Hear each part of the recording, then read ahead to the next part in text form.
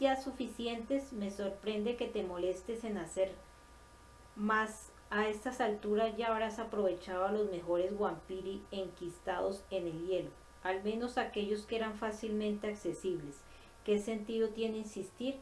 Chaitán inclinó su cabeza de cobra, recogió los brazos y respondió con otra pregunta. Ya lo has desentrañado todo, hijo mío. ¿Sabes el uso exacto al que están destinados estas obras mías? Claro que sí, son variaciones de un mismo tema, engullidores parecidos a los que acabaron con Bolse y Arquis, pero algo más especializados. Sus hocicos delgados de cartílago con las puntas rematadas en hueso vibran en el hielo para resquebrajarlo, con lo cual pueden abrirse camino hacia los exiliados que penden en sus envoltorios impenetrables. Una vez abierto un canal hacia ellos, la bestia utiliza su hocico para absorber los líquidos de la víctima y esos fluidos así aspirados son regurgitados en mis depósitos, concluyó Chaitán, tal vez molesto por el ingenio de Chaitis. Sí, sí, pero no tienes curiosidad por saber cómo puede el perforador absorber sólidos, porque evidentemente sus víctimas están congeladas y sus fluidos son espesos como el pegamento.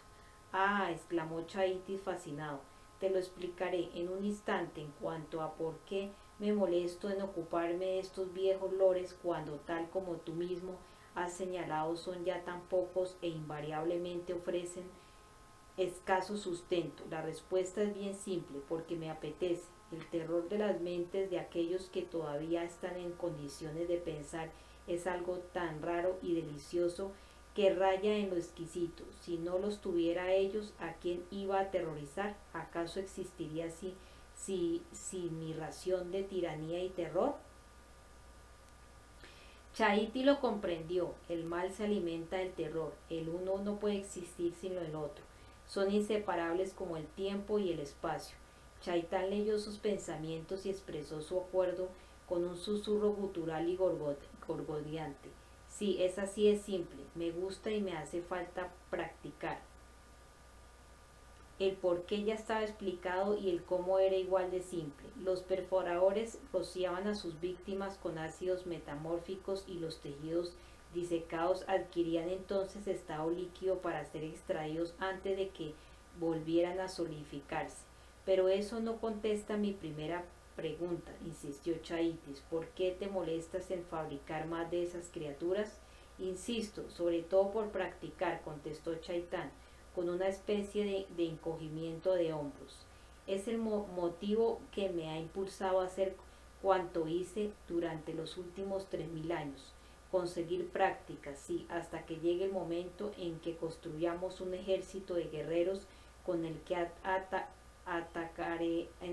atacaremos la tierra y las estrellas y todos los mundos que hay más allá.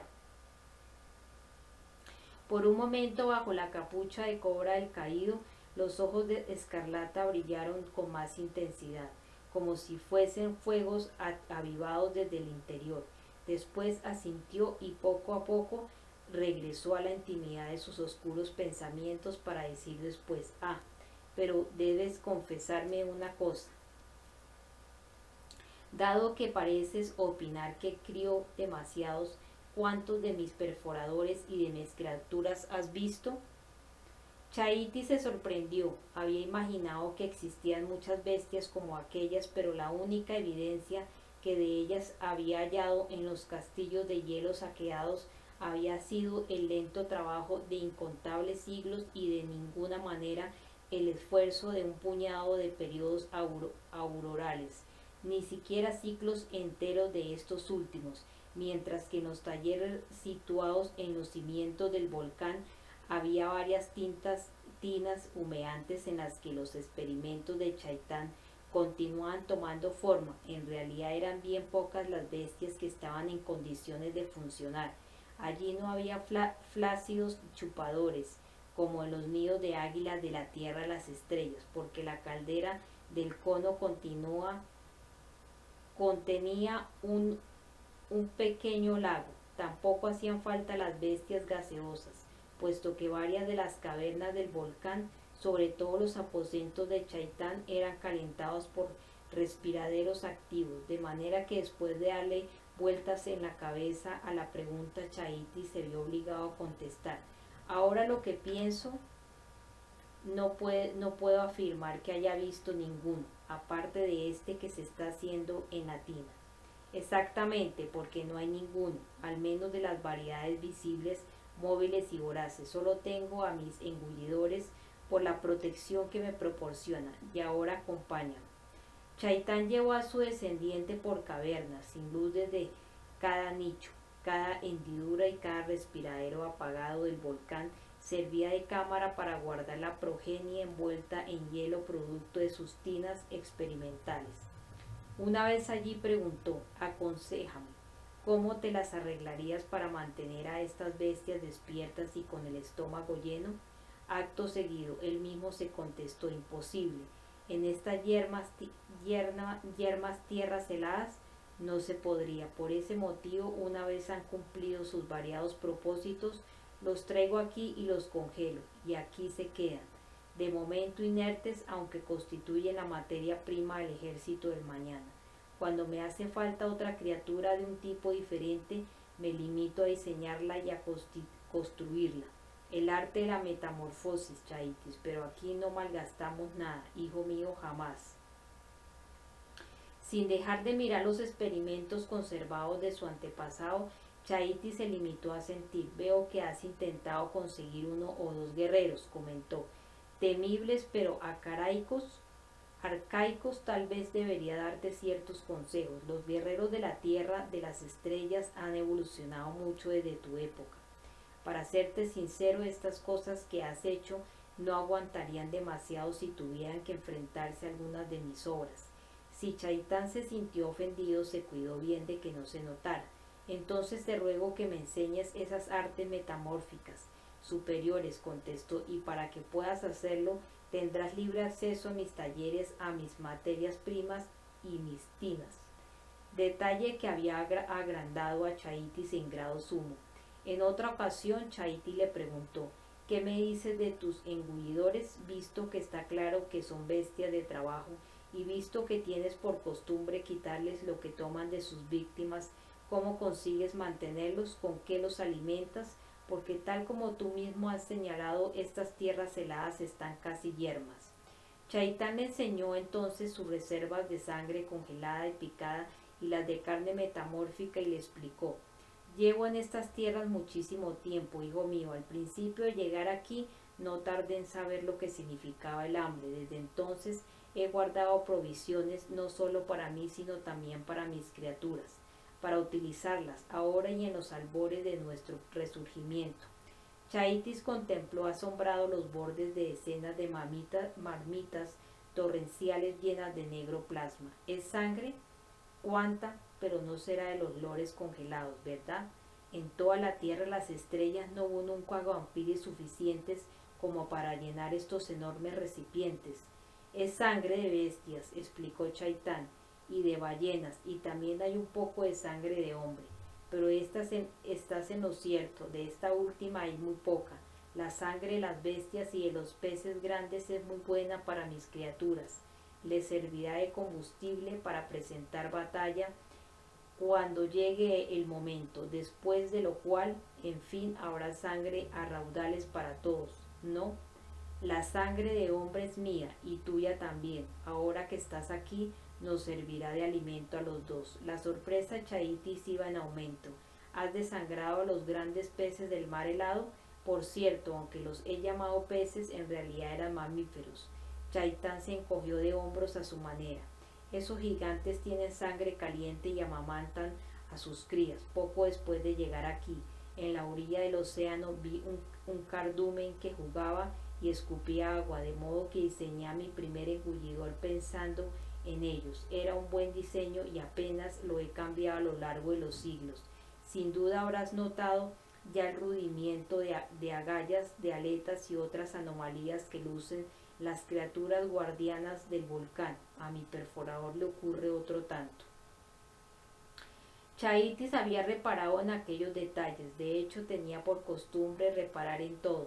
En otra ocasión, fascinado por Por la edad de su autoproclamado mentor, a Chaitis se le había ocurrido sugerir: pero entonces llevas aquí en la tierra las estrellas y en las tierras heladas, sobre todo en este gélido erial casi desde el principio. En el mismo instante en que lo decía, se dio cuenta de la ingenuidad de su comentario y de la imagen de infinito temor reverencial hacia el otro que debía de dar. La risita ahogada de su oscuro antepasado le confirmó que su reflexión había sido acertada. El principio, no, pues percibo que el mundo es 1.000.000 de veces más viejo que yo. ¿O te refieres al principio de los Vampiri? Si es así, he de decirte que sí, porque yo fui el primero de todos. De verdad, Chaitis volvió a olvidar que debía procurar tomar distancias y no mostrar tanto asombro. Resultaba duro parecer inescrutable ante tamañas revelaciones. Claro que las leyendas de la tierra, las estrellas decían que Chaitán el Caído había sido el primer vampiro, pero como cualquier tonto sabe, las leyendas son como los mitos. En buena medida son inexactas y en el mejor de los casos exageradas. El primero, el padre de todos nosotros, sí, el primer Vampiri, contestó Chaitán después de un largo y curioso silencio. ¿Pero has dicho el padre? No, no soy el padre. Engendré un buen número de hijos, de eso puedes estar seguro, porque era joven y mis apetitos eran los de un hombre joven. Fui un hombre entero, destinado a caer aquí, a la tierra donde mi vampiro llegó a mí. Después de salir de las ciénagas, hizo una pausa y dejó que el eco de sus palabras se apagaran en un silencio plagado de reflexiones. Salió de las ciénagas de los vampiros y preguntó Chaitis al cabo de un rato: al este de la tierra de las estrellas hay inmensas ciénagas y según la leyenda hay más hacia el oeste. Sé que existen pero nunca las vi. ¿Son estas las ciénagas de las que me hablas? Chaitán continuaba inmerso en su extraño ensueño. No obstante, asintió: si me refiero a esas ciénagas, caí a la tierra por el oeste. Chaitis ya había oído utilizar la expresión caer a la tierra. Arrugó la frente, cabeceó y por fin preguntó: no lo comprendo. ¿Cómo puede un hombre caer a la tierra? Desde el cielo, quieres decir, desde el vientre de tu madre. Pero no te llamaban también el nonato. ¿De dónde caíste y cómo? Chaitán salió de su ensueño para contestar: eres un fisgón y tus preguntas son poco respetuosas. De todos modos voy a contestarlas lo mejor que pueda. En primer lugar, has de entender una cosa: mis recuerdos comienzan en las ciénagas, e incluso los que conservo de ese periodo son borrosos y fragmentados. De lo que ocurrió antes de las ciénagas no estoy seguro, pero llegué a este mundo desnudo con un gran dolor y un gran orgullo. Creo que me desterraron a este lugar. Me enviaron aquí del mismo modo que los Vampiri acabaron desterrándome a estas tierras heladas. Los Vampiri me enviaron al exilio porque iba a convertirme en la única potencia. Tal vez en este otro lugar también quise convertirme en una potencia y por eso me desterraron y caí a la tierra. Para mí es un misterio, pero de una cosa estoy seguro: comparado con el otro lugar, este mundo era un infierno. ¿Alguien te envió aquí a una vida infernal como castigo? ¿O a un mundo que podía convertirse en un infierno? Gracias a mi intervención fue una cuestión de voluntad. Todo era posible si yo lo deseaba o permitía que existiera. Repito que llegué aquí porque era obstinado y orgulloso, o al menos así es como creo recordarlo. Entonces, ¿no recuerdas el momento de la caída? Solo recuerdas que de pronto te encontraste aquí en las ciénagas de los vampiros, cerca de las ciénagas donde mi vampiro vino a mí. Chaitis se mostró realmente interesado en aquel último aspecto. En nuestra época, comentó pensativo, los dos tuvimos ocasión de matar a enemigos y arrancarles a sus vampiros vivientes para devorarlos. Feferen y Arquis Leprafilius solo fueron los más recientes. Sabemos qué aspecto tienen en esos parásitos. Cuando alcanzan su máximo desarrollo, son como sanguijuelas cubiertas de lengüetas que se ocultan en los hombres para dar forma a sus ideas y sus deseos. En ciertos huéspedes al cabo de mucho tiempo llegan a unirse tanto a ellos que resultan inseparables. Ese es mi caso, intervino Chaitán. La verdad es que me conservo muy poco de mi yo original, mientras que mi vampiro se ha desarrollado hasta convertirse en lo que tienes ante tus ojos. Ya, como resultado de la prolongada metamorfosis, tú, o mejor dicho, tu vampiro, es bastante impresionante. Pero ¿cómo era entonces? ¿Llegó a ti en forma de huevo? ¿La criatura que puso el huevo se quedó en las ciénagas? ¿O el parásito llegó a ti completamente desarrollado, te tomó por sorpresa y se arrastró hasta meterse en tu interior? Vino a mí desde la ciénaga, repitió Chaitán, es todo lo que sé, ignoro cómo lo hizo. El problema preocupaba a Chaitis y mucho más a su antepasado, pero en aquella ocasión al menos ambos habían agotado las preguntas y las respuestas. Sin embargo, varios periodos aurorales más tarde, cuando Chaitis estaba ocupado en un rincón del taller en la construcción de un guerrero que agradara a su antepasado. Así fue como ocurrió, exclamó Chaitán, emocionado, acercándose veloz hasta el lugar donde Chaitis trabajaba, cubriéndolo como una sombra de medianoche. En esa existencia anterior de la que te informé, servía a otro o a otros, pero mi único deseo era servirme solo a mí mismo. Como recompensa por mi orgullo, o sea, por mi ingenio y mi gran belleza de lo que tal vez me sentía desanimado, demasiado consciente, y por mis dolores, fui expulsado y arrojado de mi lugar legítimo en aquella sociedad. No fui destruido ni desperdiciado, sino utilizado. Para ello me convertí en una herramienta, una semilla del mal que ellos sembrarían entre las esferas. ¿Lo comprendes? Yo era la locura y la penitencia, era la oscuridad que dejaba lugar a la luz. Ante semejante estallido, Chaitis interrumpió su trabajo en la tina. Incapaz de entender lo que el otro le explicaba, se limitó a mover la cabeza y a elevar las manos al cielo. ¿Es que no puedes explicarte con más claridad? No, maldita sea, gritó Chaitán, lo he soñado, sé que es verdad, pero no puedo entenderlo. Te lo he contado para que trates de descifrarlo y tampoco eres capaz de hacerlo. Has fallado igual que yo.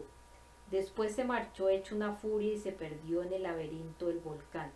Durante mucho tiempo después de aquella escena, Chaitis no volvió a saber de su antepasado más que a través de su sombría presencia, hasta que llegó un momento en que, cuando regresaba a las tinas, encontró al antiguo examinando con ánimo melancólico sus diversas adaptaciones, que se retorcían e iban tomando forma en sus líquidos. En ese lugar, después de intercambiar los saludos acostumbrados, pero no como respuesta a una pregunta o una observación en concreto, Chaitán masculló con apatía. He sido desterrado de muchas esferas y lanzado de muchos mundos, sí, y a otros les ha pasado lo mismo que a mí a lo largo de las miriadas de dimensiones de la luz en forma de cono. Y de eso había sido todo. Está loco.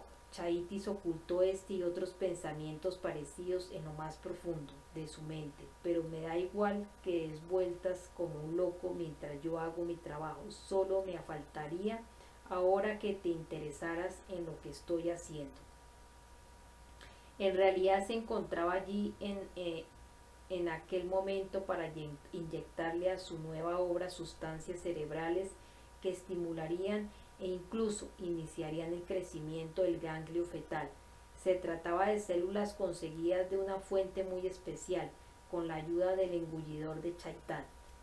No obstante, interrumpió su tarea un momento y, para aplacar al loco, Chaitán había contestado: en ese caso, cuando ataquemos la tierra de las estrellas con estos guerreros que estoy fabricando, tu venganza será mucho más dulce. Nada se interpondrá en nuestro camino, y si hay mundos superiores que conquistar, también acabarán cayendo igual que caíste tú a la tierra. Sus palabras dieron la impresión de bastar para sacar a Chaitán de las morbosas profundidades en las que se hallaba sumido, incluso llegaron a influir en su temporal desequilibrio. La verdad, hijo mío, parecen ser muy buenos guerreros, observó Chaitán, un raro cumplido que no tardó en matizar. No es para menos, porque al fin y al cabo, en la tierra de las estrellas, contabas con una arcilla estupenda con la cual practicar. Después de aquello, el antiguo no volvió a divagar. Mucho más tarde, entre los dos, habían construido una potente bestia voladora de gráciles líneas. La dotaron de un hocico chupador y del cerebro rudimentario de uno de los lugartenientes muertos de menor mordisco. Hicieron que la bestia se aprovisionara de plasma de buena calidad y la enviaron en un vuelo de reconocimiento a la Tierra las estrellas.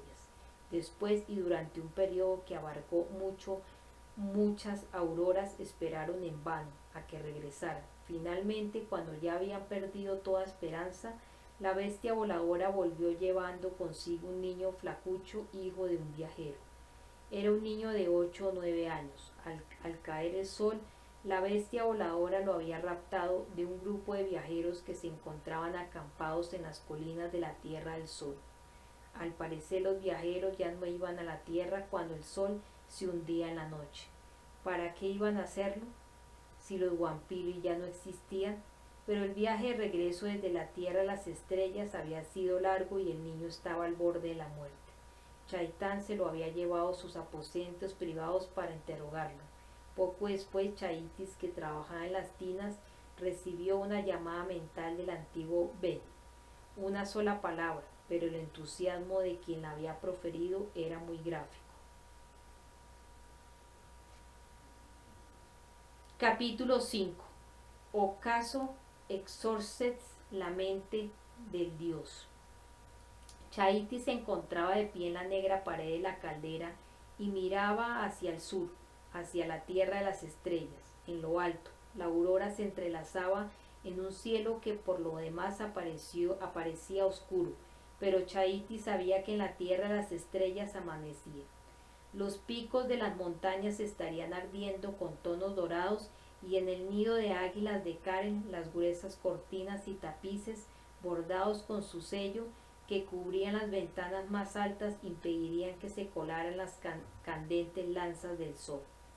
Miró hacia el sur, entrecerrando los ojos de escarlata para ver mejor una lejana línea de fuego desdibujada que se extendía en el horizonte, una estrecha bruma dorada que separaba la curva lejana del mundo del espacio azul y del espacio negro, donde todas las estrellas de la noche pendían brillantes e hipnóticas, como si estuviesen llamándolo mediante señas, una llamada a la que acudiría muy pronto.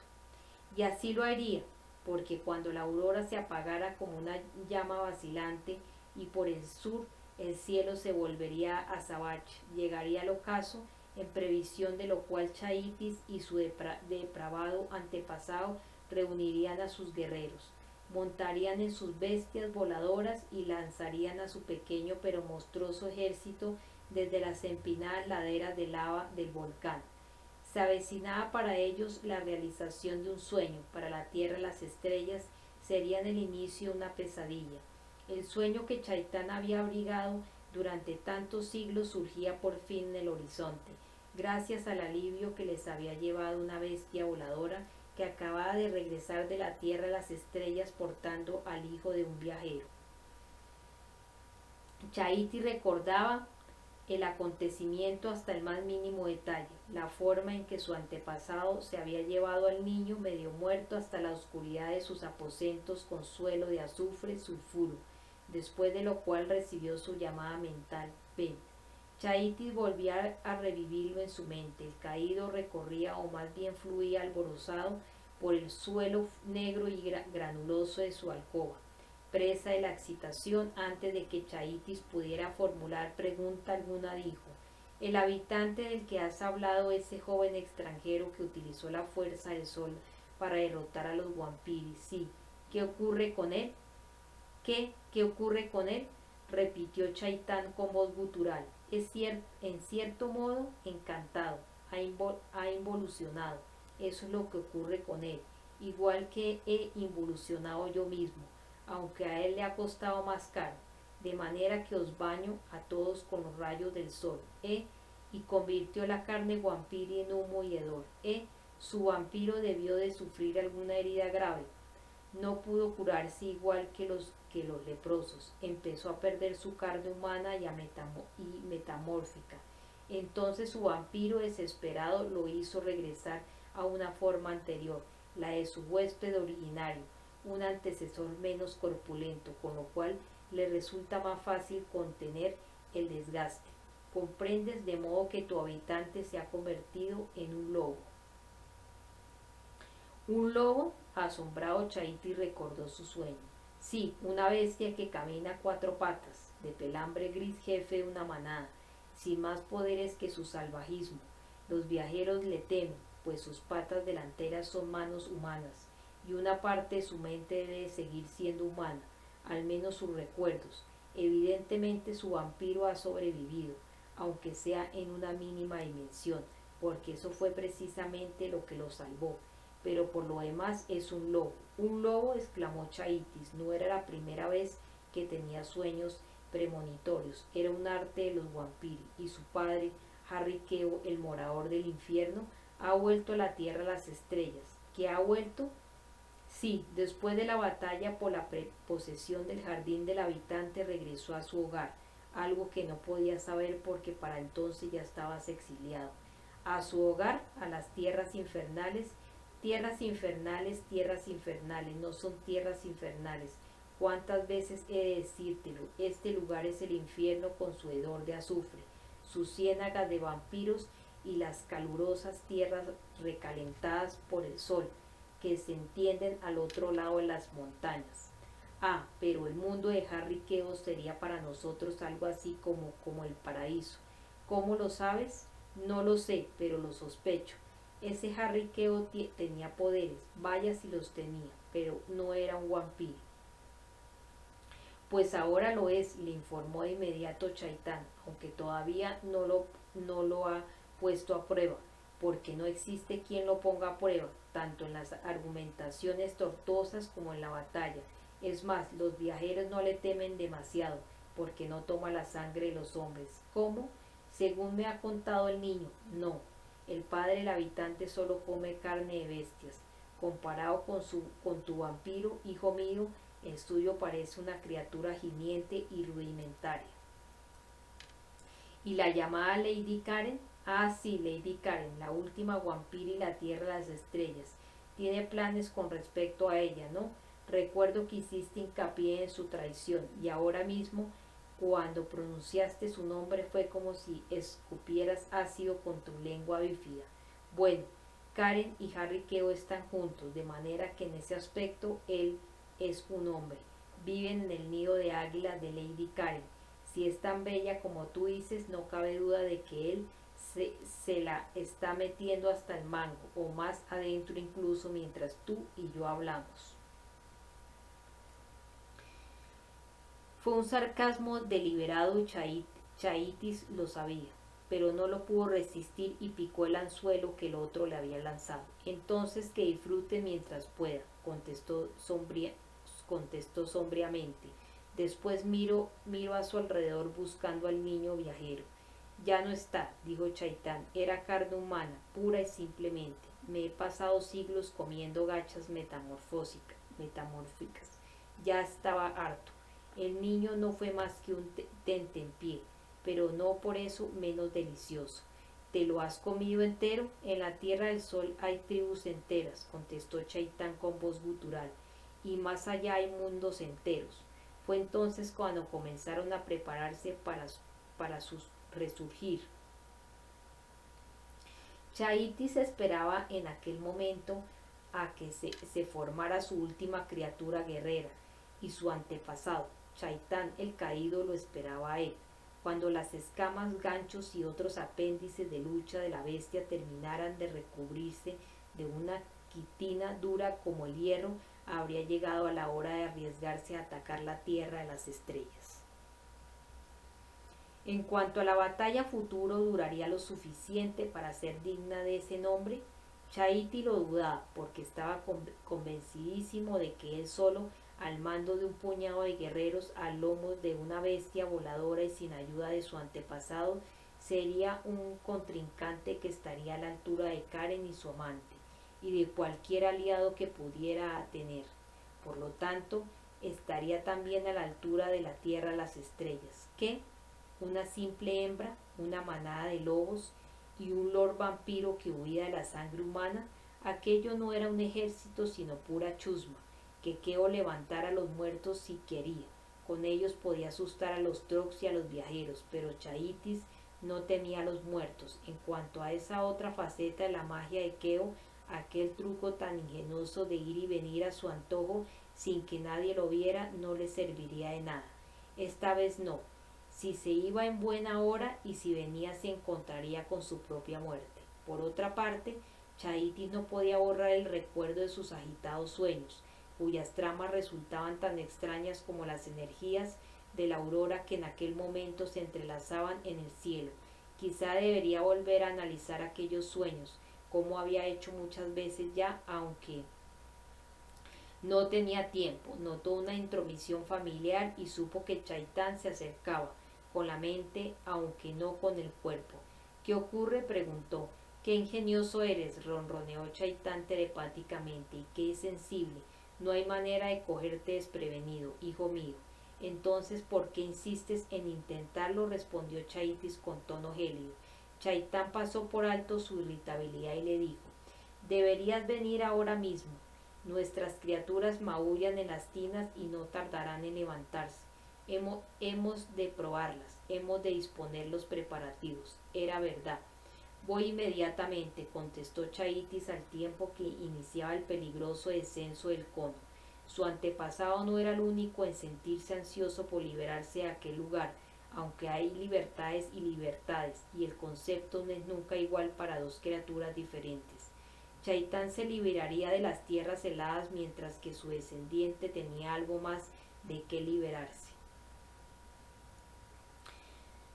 Poco antes, a varios miles de kilómetros hacia el sur, el necroscopio había salido a inspeccionar a la guardia de avanzada de Karen, su sistema de criaturas guerreras especializadas, o más bien sus tropas insubordinadas, porque en eso parecían haberse convertido, para lo cual se dirigió hasta el lugar donde ella las había postado, a orillas del mar helado, con la intención de prevenir cualquier incursión desde las tierras heladas.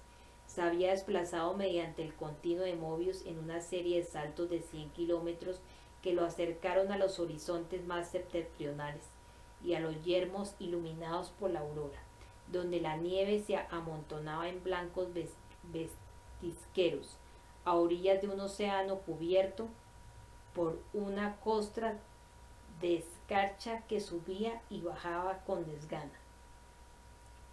Las criaturas de Karen habían estado allí, no cabía duda, y Harry no tardó en descubrirlo bien que se habían adaptado, siendo seres con la capacidad de metamorfosearse. Una sola generación había bastado para acelerar su evolución.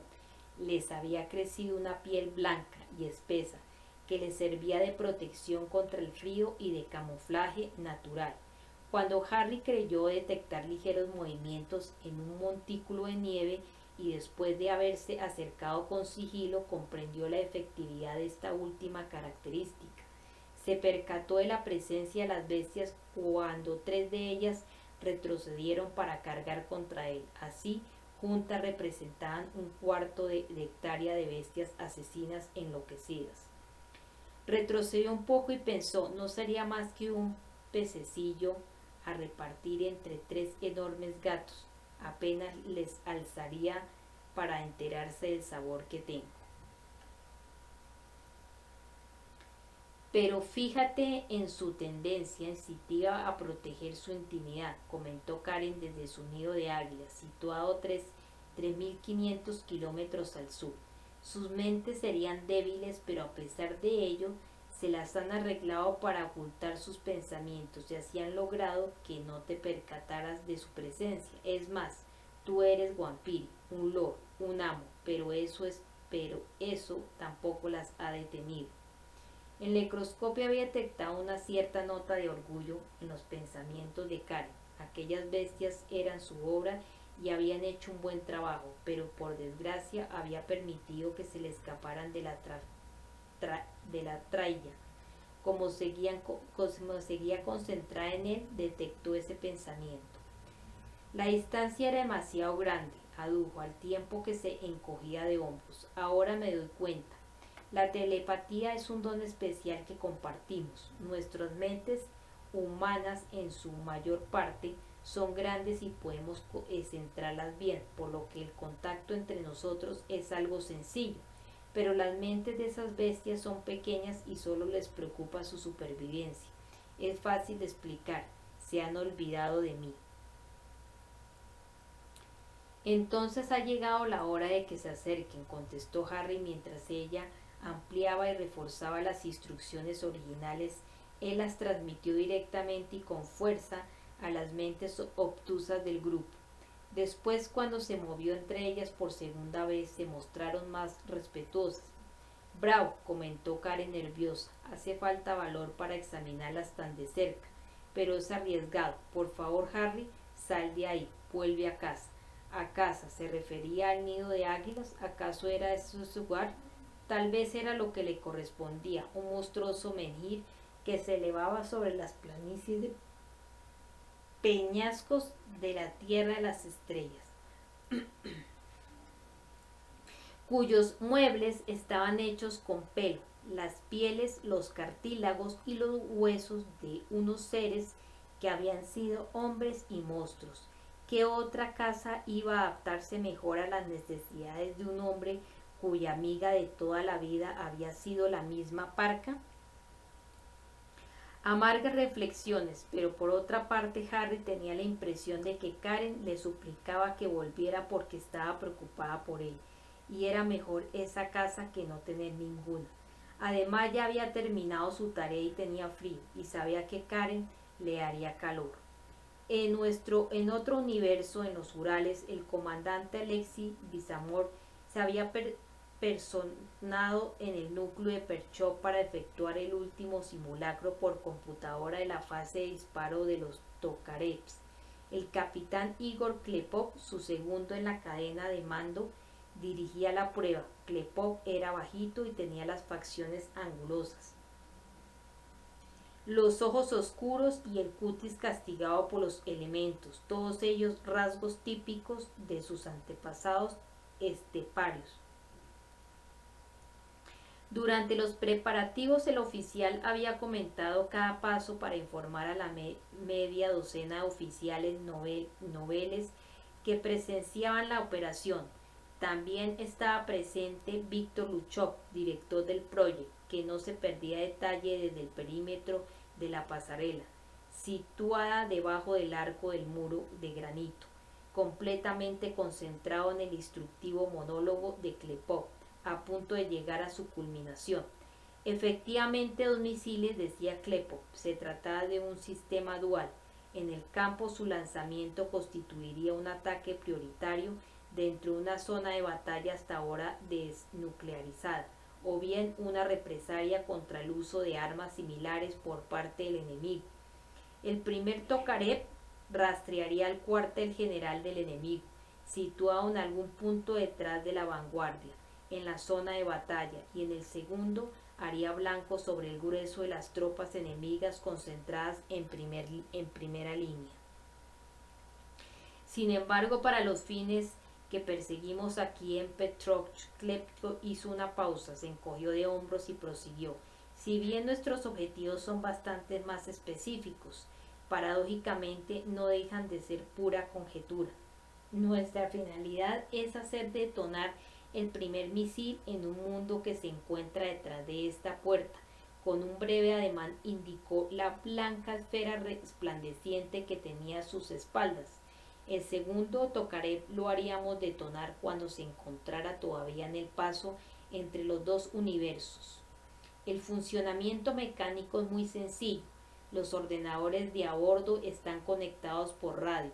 Cuando el primer Tokarev atraviese la puerta en dirección al otro mundo, perderemos el contacto. Un quinto de segundo más tarde detonarán los dos dispositivos. El capitán Klepko suspiró, asintió con la cabeza y añadió: en cuanto al propósito de este sistema, en caso de que los utilicemos es absolutamente defensivo.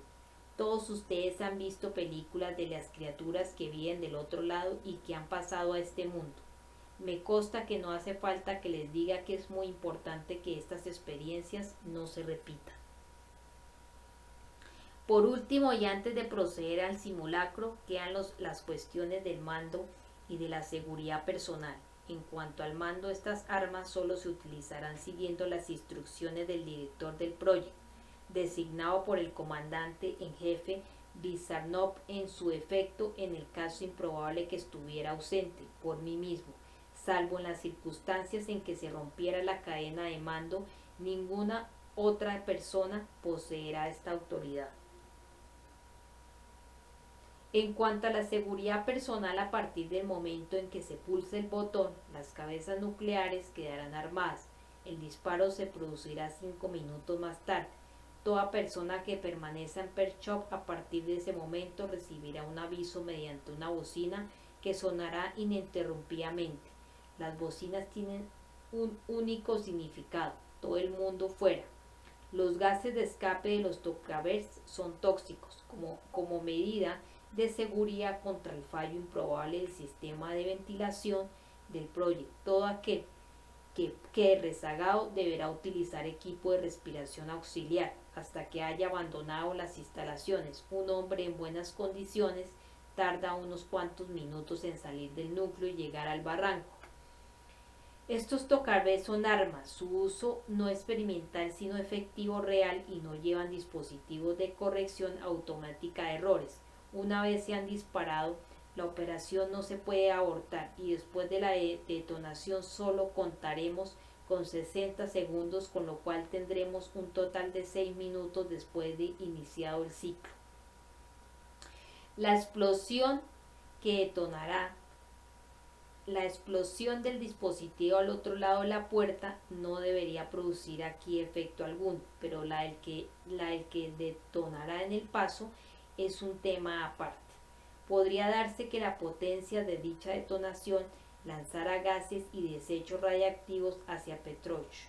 Con suerte, toda esa materia contaminante quedará encerrada aquí abajo, en la cercanía del núcleo, pero para entonces el lugar habrá sido evacuado y las salidas cerradas.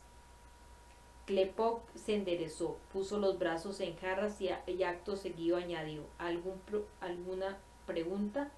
No hubo ninguna.